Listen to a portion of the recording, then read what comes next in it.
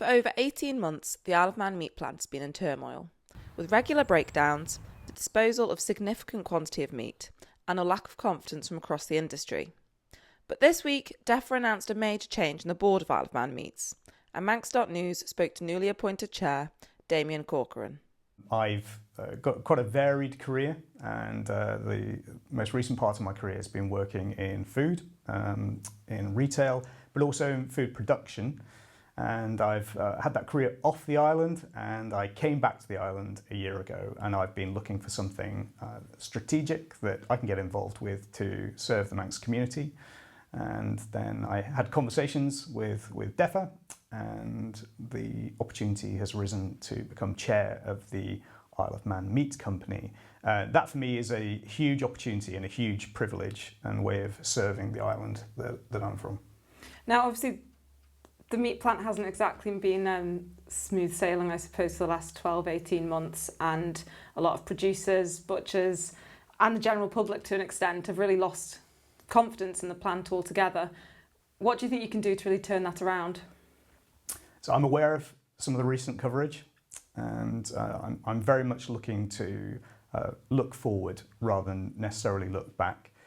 The way that I intend to do that is through engagement.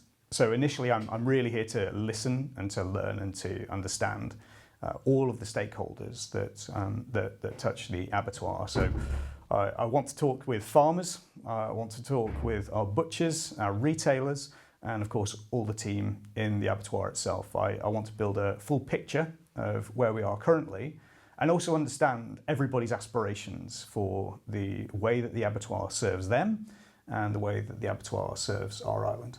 Now, along with yourself being the new chair, you also have a new board, and in that board is Jonathan Burney, who obviously was the author of the report that came out in October 2022, November time, which was fairly damning on the meat plant. How do you feel having someone with his expertise and his knowledge of the plant, I suppose, during that era now coming to join alongside you?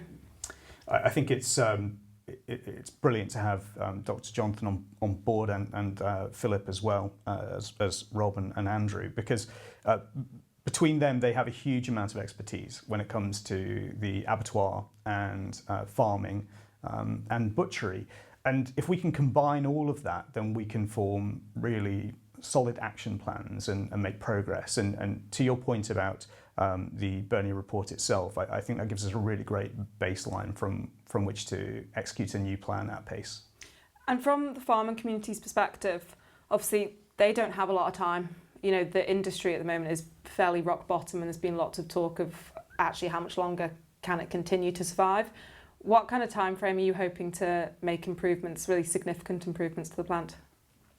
This is day one for me, and part of me engaging with all the stakeholders is to try and determine that, to understand what capability we already have, and also to understand how the whole community and the whole food ecosystem on the island is going to wrap around the improvements that we need to make at the meat company.